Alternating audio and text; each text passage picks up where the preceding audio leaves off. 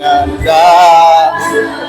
oh aku punya Tuhan yang besar, aku punya Tuhan yang besar. Amin. Ini iman kami Bapa, berjanji dan sanggup menggenapi imanku, bersepakat percaya kuasanya, ku terima sekarang kemenangan darimu.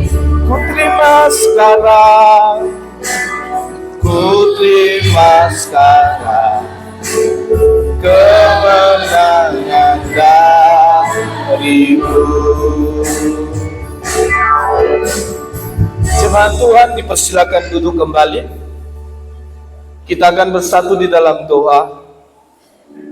Betul Bapa, kami punya Allah yang begitu besar, Allah yang akbar. Dan kami tahu Allah yang sanggup menggenapi setiap janji dan penyertaan-Mu menolong kami.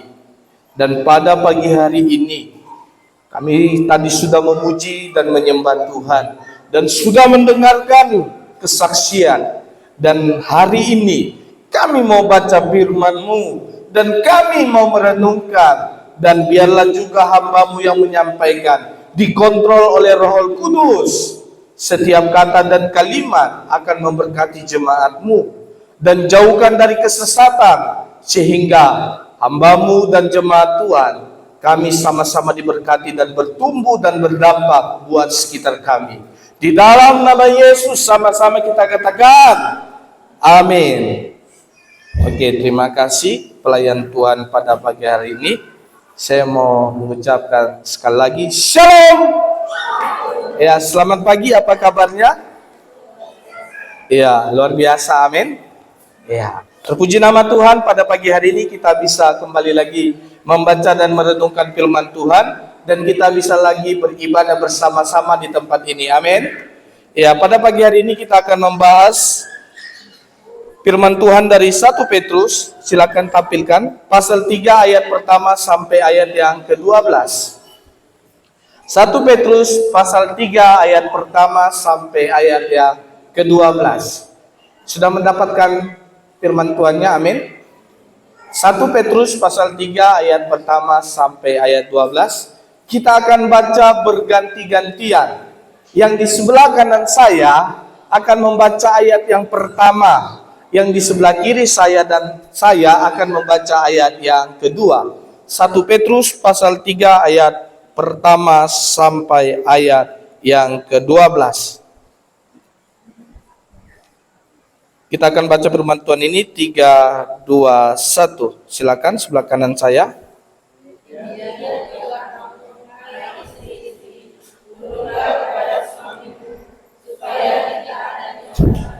Tidak taat firman.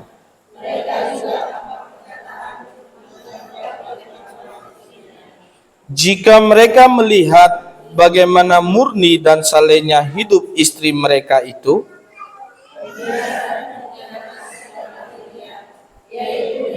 potong rambut, memakai perhiasan emas atau dengan, tetapi perhiasanmu ialah manusia batinia yang tersembunyi dengan perhiasan yang tidak binasa, yang berasal dari roh yang lemah lembut dan tentram, yang sangat berharga di mata Allah.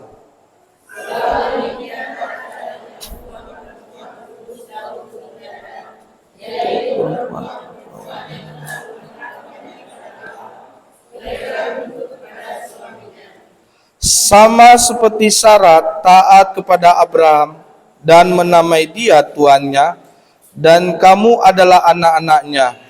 Jika kamu berbuat baik dan tidak takut akan ancaman,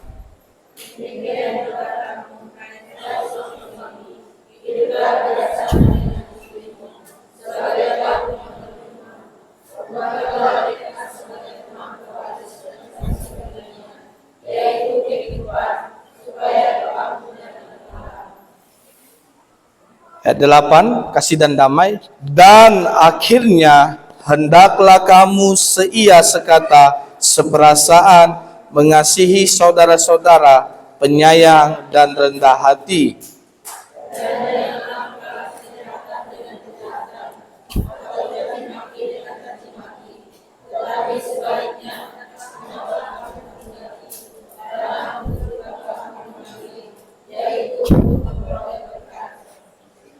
Siapa yang mau mencintai hidup dan mau melihat hari-hari baik, ia harus menjaga lidahnya terhadap yang jahat dan bibirnya terhadap ucapan-ucapan yang menipu. Ia harus menjauhi yang jahat dan melakukan baik.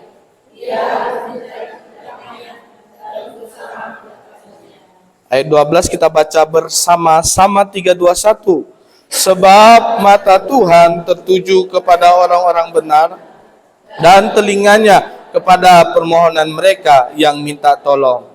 Tetapi wajah Tuhan menentang orang-orang yang berbuat jahat. Terima kasih pembacaan firman Tuhan pada pagi hari ini. Diberkatilah Bapak Ibu yang membaca firman Tuhan serta merenungkannya. Amin. Ya, pada pagi hari ini saya memberikan tema yang akan kita bahas bersama-sama 3, 2, 1. Keluarga yang ingin hidup harmonis dan romantis. Amin. Ya, Bapak Ibu, kalau Bapak Ibu sering lihat di media-media sosial kan, saya setuju dengan lagu itu. Amin. Anak-anak muda tahu itu. Kita bikin romantis dan harmonis tambah lagi. Ya, jadi romantis dan harmonis nggak dijual di pasar, nggak dijual di MB, nggak jual di Indomaret atau di Alfamart. Dia harus dibikin. Itu bahasa orang Batak itu bikin. Kata tidak baku kayaknya. Atau dibuat. Ya Bapak Ibu yang terkasih dalam nama Tuhan, dari pembacaan yang sudah kita baca, Tendes, itu saya ambil dari ayat 10, yang saya sudah spidol merah, siapa yang mau mencintai hidup, mau melihat hari-hari baik. Di situ dikatakan dia harus melakukan yang baik, dia harus mencari perdamaian, dan dia harus dapatkan sebab mata Tuhan tertuju kepada orang-orang yang benar. Tendes lagi. Bapak Ibu yang terkasih, dari surat Petrus ini kita akan melihat tujuan yang dituliskan untuk jemaat Tuhan, supaya jemaat Tuhan mendapatkan kekuatan iman, yang sedang mengalami tekanan, yang sedang mengalami penganiayaan karena percaya kepada Kristus. Ini belum sampai level ke situ kayak kita ya, penganiayaan karena percaya kepada Kristus. Kalau di Jawa mungkin sudah ada gereja dibakar, gereja diganggu. Di sini tidak ada yang mengganggu, tapi kita terasa terganggu. Kalau kayak gini gak enak khotbah gini, karena khotbahnya terlalu kasar, terlalu kejam, menusuk ke hati sampai ke Andorra. Bapak Ibu yang terkasih, ada lagi di satu kata-kata di situ dikatakan, Petrus mengingatkan kepada pembacanya bahwa kabar baik ialah Yesus menjadi harapan dan jaminan bagi orang yang mau percaya kepada Dia, dan yang tidak meragukan sekali-sekali penyertaannya. Bapak Ibu yang terkasih, sebelum datang ke sini saya singgah-singgah ngantar surat undangan KKR. Jemaat 44 dan Ibu Gembala sharing sama saya. Ada hamba Tuhan cerita, jemaatnya kalau sedang sakit dia salahkan Tuhan, dia marah Tuhan. Kenapa aku sakit? Kenapa anakku sakit? Kalau sembuh dia lupa Tuhan. Ini lain daripada yang lain. Mudah-mudahan di sini tidak ada. Amin Bapak Ibu.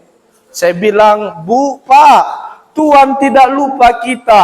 Kadang kita yang lupa jaga kesehatan. Karena waktu saya cek hasil dokter 400 gulanya, Allahu Akbar.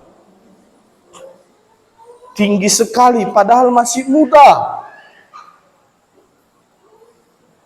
Jadi dari situ saya bertobat lagi. Ya, aku bilang, saya lihat kondisi badan kami 11-12. Umurmu masih muda, Dek, tapi gulamu tinggi sekali. Jadi saya di situ katakan, Yesus pengharapan, mau kau sakit, mau sehat, dia tetap harapan kita. Amin. Seandainya dalam keluarga kita mau romantis atau nggak romantis, Yesus tetap harapan kita. Amin Bapak Ibu. Ya, paling tidak saya meminimalis tingkat perselingkuhan di tempat ini. Amin Bapak Ibu jemaat Tuhan. Ya, karena harus romantis dan harmonis supaya tidak jajan di luar. Kok kayak gini ngeri. Paling tidak minimalis kalau mau mendengarkan. Kalau sudah mendengarkan dan merasakannya, percayalah, bahagia sekali kalau engkau menjadi keluarga yang harmonis dan romantis. Amin Bapak Ibu. Mari kita baca tendis lagi. Saya tidak ada. Oke, yang pertama, apa yang harus kita lakukan supaya kita keluarga tetap hidup harmonis dan romantis? Mari kita baca yang pertama, 3, 2, 1. Janganlah engkau terlalu hedonis. Saya minta maaf kalau seandainya terlalu kecil. Ibu-ibu, bapak-bapak yang mungkin sudah penglihatan kurang, saya minta maaf. Nanti saya perbaiki lagi. Janganlah engkau terlalu hedonis. Tendensi ayat pertama sampai ayat yang ketiga. Di dalam firman Tuhan yang sudah kita baca, ayat pertama di situ dikatakan, tidak kelihatan, tidak apa-apa nih. Oke, kurangi lagi. Kurangi, bukan tambah. Saya nggak. Di situ dikatakan, demikian juga kamu istri-istri tunduklah kepada suami, supaya jika di antara mereka yang tidak taat firman, mereka dengan perkataan, mereka juga tanpa perkataan dimenangkan oleh kelakuan istrinya. Di ayat yang ketiga, di situ dikatakan, perhiasanmu janganlah secara lahiriah. Yaitu apa? Rambut yang dikepang-kepang. Saya minta maaf kalau ada bapak ibu-ibu yang dikepang rambutnya. Ini jangan salahkan saya, tapi lihat firman Tuhan ini. Yang dikepang-kepang rambutnya. Adek itu bilang amin katanya. Yang kecil, amin katanya. Yang dikepang rambutnya, yang memakai perhiasan emas atau dengan menggunakan pakaian yang indah. Arti dalam hal ini adalah tidak disalahkan Pak, Bu, kita pakaian itu, tapi jangan keterlaluan. Hedonis itu adalah tendensi, yaitu pasangan yang berpandangan serta menganggap bahwa kesenangan dan kenikmatan ialah materi, dan itu sebagai tujuan utama di dalam hidup. Tidak ada bapak ibu di sini yang menikah mau jadi kaya kan? Amin. Ayo Pak, Bu, kalau seandainya anak muda, kalau kau mau nikah kaya, ya udah kawinlah sama yang orang kaya. Yang ibu bapak yang sudah menikah, jangan bilang aduh sudah terlambat Pak Gembala, sudah terlanjur, gak mungkin bisa dipulangkan. Ya memang, karena pasangan yang memiliki tujuan, yaitu mencari kehendak Allah di dalam keluarga. Amin Bapak Ibu. Adapun harta kekayaan itu adalah bonus. Salah satunya mengapa saya bilang bonus. Ibu rajin menabung, bapak kurangi merokok. Sekali-sekali saya bantu Bu. Bapak gak kuat terlalu banyak minum, apalagi minum kopi. Cukup minum kopi di rumah, karena kopi istri lebih enak daripada kopi yang lain. Saya bilang pakai yang lain. Nanti saya bilang pakai tempat, dibilang Pak Gembala larang jemaatnya minum kopi di pasar. Kopi yang lain saya pakai kayak gitu aja, biar tidak ada salah sangka kan. Nanti dibilang Pak Gembala sudah larang kita minum kopi, lebih baik kopi yang lain. Dan apalagi kesenangan dan kenikmatan yang dicapainya, yaitu dalam hidupnya bahwa uang yang menjadi tujuan utamanya. Pak, Bu, uang memang bisa digunakan untuk dalam hal atau segala-galanya, tapi dia tidak bisa membeli segala-galanya. Dalam konsep, seandainya kalau bisa kita beli waktu, saya mungkin mau beli lagi waktu umur sampai 50 tahun ke depan. Dan nanti kalau seandainya tambah lagi usia. tapi waktu tidak bisa dibeli. Seandainya uang bisa segala-galanya dibeli, saya akan beli itu kebahagiaan. Tapi uang tidak bisa membeli kebahagiaan. Uang hanya sebagai penunjang. Amin. Ini bedanya. Uang bukan bisa membeli, tapi dia bisa menunjang kebahagiaan. Dalam konsep seperti ini, ibu punya tabungan, ibu senang, aman. Kalau seandainya keuangan mulai menipis, ibu mulai meledak hidup. Waktu keuangan tidak ada, ibu mulai merasakan, aduh, gimana nih, apa yang harus kita lakukan? Tapi waktu ada uang, itu sebagai penunjang saja, sebagai ungkapan syukur. Seandainya uang tidak ada, atau uang sedikit, atau uang banyak, tapi kalau Tuhan sudah ada di atas dan Dia dalam hidup kita, apapun kondisi kita, kita akan tetap mengucap syukur. Amin, Bapak Ibu. Mungkin minus dalam bulan ini, tapi Bapak Ibu bilang, ya mungkin bulan depan gak minus lagi. Itu imanmu. Tapi kalau iman kita, gara-gara kau ini, gara-gara kau habis uang kita, nah, itu bukan iman ini, Bu. Cari masalah. Akhirnya suami terkena batin, dia nggak bisa melihat keluarga yang hidup romantis dan harmonis. Dia akhirnya lihat mbak-mbak yang di luar. Mbak-mbak yang di luar bagus bilang, selamat pagi om, mau kemana? Mbak yang di rumah, mau kemana lagi kau? Ini yang bahaya. Amin. Ya, yang kedua, Tendesri, saya nggak lama-lama aja. Apa yang harus kita lakukan supaya keluarga tetap hidup harmonis dan romantis? Yang kedua, mari kita baca 321. Kita harus menjaga sikap dan perilaku. Tendes ayat 4 dan ayat sampai ayat 6. Mari kita baca ayat 4, 321. Tetapi perhiasanmu ialah manusia batinia yang tersembunyi, dengan perhiasan yang tidak binasa, yang berasal dari roh yang lemah lembut dan tentram, yang sangat berharga di mata Allah. Tendes lagi nih. Oke. Ayat yang keempat, saya melihat kata perhiasan itu, saya kira itu emas. Saya penasaran, ini emaskah atau emas yang dari Timur Tengah? Kan ibu lihat di TikTok, senang sekali mereka kalau pergi ke Timur Tengah bawa emas ke Indonesia, digini-ginikan jarinya. Rupanya perhiasan yang dimaksud ini adalah berasal dari kata kardia, yaitu hati. Amin. Jadi Bapak Ibu, saya tidak menyinggung suami atau istri yang pakai emas, karena saya sedang menyinggung kata teks aslinya adalah itu kardia, yang artinya adalah itu adalah, ini saya minta maaf, bukan herat tapi health. Salah pengetikan. Itu adalah hati. Yang kedua, itu adalah mind. Yang ketiga, itu adalah karakter. Yang keempat, itu adalah inner self. Yang kelima, itu adalah intention.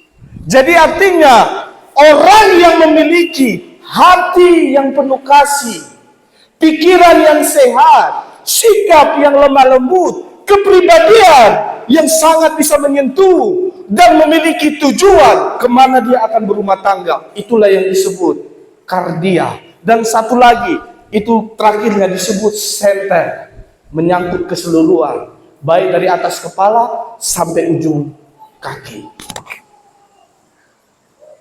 Amin Bapak Ibu. Makanya kadang ada laki-laki kalau keluar dia belum pede kalau dia belum berkaca. Ada perempuan juga demikian.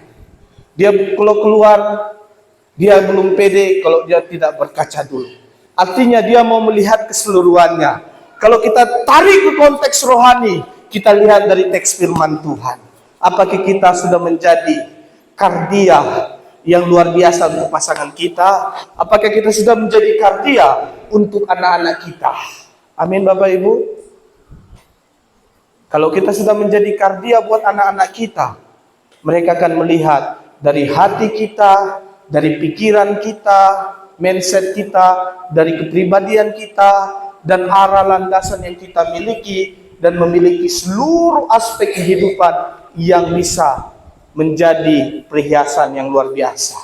Oleh karena itu, ibu-ibu yang terkasih, saya tidak melarangmu kau pakai kalung, kau pakai cincin, kau pakai jam tangan emas, kau pakai sepatu emas, gigi emas, alis mata mungkin emas, tidak masalah. Tapi yang penting, kardia yang sesungguhnya sesuai dari hati kita, amin. Ya, kita pakai emas di sini sama di tangan, tapi kita tampar istri, apa artinya? Kita pakai jam tangan, tapi ke gereja pun malas. Apa artinya? Kita pakai kalung, tapi kita smackdown anak kita kau. Apa artinya? Tidak sesuai dengan kardia yang sesungguhnya. Kita punya semuanya, tapi tidak punya tujuan. Kemana rumah tangga ini mau dibawa? Seluruh senter hidup kita harus kita renungkan bahwa dari atas kepala dan sampai ujung kaki, tujuan kita hanya untuk memuliakan nama Tuhan. Itu yang kedua. Yang ketiga, apa yang harus kita lakukan supaya keluarga tetap hidup harmonis dan romantis? Mari kita baca yang ketiga, 3, 2, 1. Tendes dulu yang ketiga poinnya. 3, 2, 1. Engkau bawa pasanganmu. Amin. Kalau ini saya agak lembut. Bapak Ibu, pasangan kita itu pemberian dari Tuhan. Amin. Mau dia hitam, rambutnya keriting, kurus, keluarganya tidak mampu, mungkin ngomongnya gak lancar, mungkin banyaklah yang kita lihat. Tapi kalau doa cinta yang berkata, itu semuanya pemberian dari Tuhan. Amin Bapak Ibu. Ya, jangan pasangan saling mengolok. Suami itu mah gak ada yang ngomong. Itulah aku menulis. Dia cerita sama kawan-kawan. Sama saja kau menjatuhkan suami. Suami pun cerita sama kawannya. Istriku itu tadi ngeri sekali kok di rumah. Gak pandai dia itu diam. Dia bisa aman kalau dia tidur. Kalau dia sudah bangun, entah apa kalimat pasal ayat Alkitab yang dia korek-korek singgung aku. Nah itu dia. Jadi Bapak Ibu yang terkasih, kalau kita menyadari dan menghormati pasangan kita wujud dan kasih dari Tuhan, itu seperti di ayat yang ke-7 sampai ayat yang ke-9. Di situ sangat jelas sekali dikatakan, hai suami, bijaksana dengan istrimu sebagai kaum yang lemah, hormatilah mereka sebagai teman pewaris dari kasih karunia, yaitu kehidupan. Apa yang dikatakan supaya doamu jangan terhalang. Jadi ibu-ibu kalau lihat suami berdoa, jangan ibu bilang, wih tumben, ada angin apa, roh apa yang masuk dalam tubuhmu. Wih, itu sama saja kau lagi singgung dia. Seandainya dia nanti kena mental, berdoa salah, nggak berdoa salah, semua salah. Tapi terimalah kalau dia berdoa karena dia tahu kalau dia bisa mencintaimu sampai hari ini, itu karena kekuatan dari Tuhan. Kalau dia bisa menerimamu dengan segala kelancaran kata-kata, dengan segala aturan yang kau buat, itu karena dari Tuhan. Amin Bapak Ibu. Supaya tidak ada perempuan yang lain di hatimu. Cukup my wife and my mom. Itu bahasa orang Maoksa di Sadar. Hanya ada only mom, only my wife. Itu bahagia sekali kita. Kalau dia pemberian dari Tuhan, engkau akan sangat menghargainya dan engkau akan sangat menghormatinya. Mungkin pasangan kecil, mungkin pasangan besar, mungkin pasanganmu suka marah, engkau akan tetap menghargai dia. Is my leader, is my friend. Itu yang ketiga. Yang keempat, tendensi. Gak lama kan Pak? Nggak tahu sampai berapa poin ini. Saya bisa 4, bisa 5, belum 6. Nanti saya sharingkan sampai PC, bisa tak 6? Karena di kota-kota sampai 6, 7, ada yang 8. Khotbah bisa sampai 2 jam. Kalau di sini nggak mungkin, saya nggak akan buat. Mari kita baca yang terakhir. Kalau sudah terakhir berarti aman Jo. Mari kita baca 3, 2, 1. Engkau harus menciptakan kebahagiaan dari dalam keluargamu, bukan dari luar keluargamu. Mari kita lihat tendensi ayat 10. Ya, kita baca Bapak Ibu Jemaat Tuhan. Mari kita baca 3, 2, 1. Siapa yang mau mencintai hidup dan mau melihat hari-hari baik, ia harus menjaga lidahnya. Oke, Bapak Ibu, rupanya lidah ini, saya tidak kutip kata-kata dunia, katanya lidah tidak bertulang tapi tajam. Tapi yang saya ketahui dan saya lihat dalam pengalaman pelayanan, memang lidah sangat hati-hati. Saya pun berkorban di sini pun harus menjaga lidah. Seandainya saya main tunjuk-tunjuk nih, Bapak Sia, engkau berdosa, kemarin kau, saya pun yakin, Bu Gembala marah, kau berkorban tapi nggak ada beretika. Dan itu juga dalam kehidupan. Lidah yang Tuhan kasih sembunyi di dalam tubuh kita, rupanya itu bisa menghancurkan anggota tubuh yang paling dalam. Salah satunya hati. Amin. Ya, saya pernah mendengar ada bapak, dia bilang, aku sudah tidak cinta lagi sama kamu. Kulihat kok kayak anjing. Dibilangnya kayak gitu sama istrinya. Saya saja terkejut. Kalau bahasa Inggris orang Batak itu tarotokan. Aku bilang, gak ada bapak ini kayaknya pikirannya ini ngomong kayak gitu, gak ada rem-rem. Aku pokoknya sudah gak cinta, aku mau cerai katanya. Tapi di sini tidak ada. Amin Bapak Ibu. Amin. Mau gimana pun pasangan kita tidak ada keluar kata-kata cerai. Dia akan selalu bilang, yalah harus menjalaninya. Kenapa demikian? Karena dengan lidah itu dikatakan terhadap yang jahat dan bibirnya terhadap ucapan-ucapan yang menipu. Saya ada lihat ini di akun media sosial lagi. Dia telepon pasangannya. Hai sayang katanya. Hai, kau lagi di mana? Aku lagi temani mama aku belanja katanya. Rupanya setelah tutup telepon, yang mama ini itu laki-laki. Nah, ini sekarang lidah terhadap yang menipu. Mudah-mudahan di sini tidak ada bapak-bapaknya kalau turun ke Pino. Di mana bang? Biasa, lagi kawan di KDH. Rupanya bukan di KDH. Pergi di tempat yang aneh-aneh itu. Di sini tidak ada. Mudah-mudahan tidak ada yang melapor. Sudah. Saya sering dengan jemaat dan penasehat, dia bilang, betul Pak Gembala, gak ada gunanya selingkuh itu. Sama juga katanya, iya betul saya bilang. Kalau bisa coba itu jangan sama manusia lagi. Sama siapa Pak? Sama monyet. Kalau mau selingkuh itu jangan sama manusia, sama Jo, sama monyet, pacar itu monyet. I love you. Langsung kau dicakar. Itu maksudnya saya sangat tidak setuju. Itu definisinya. Jadi nikmati siapa yang sudah menjadi teman yang sudah diberkati di hadapan Tuhan. Pak, karena orang yang berjanji di hadapan Tuhan, seandainya kalau mau cerai, undang lagi kita yang kemarin ikut diberkati itu, biar habis uangnya. Gitu maksud saya. Itu saya kok seandainya jadi pendeta, biar tegas sama jemaat. Seandainya 100 orang yang hadir, 100 orang yang ikut di acara perceraian, apa nggak malu dia? Tuh kayak gini bahaya juga.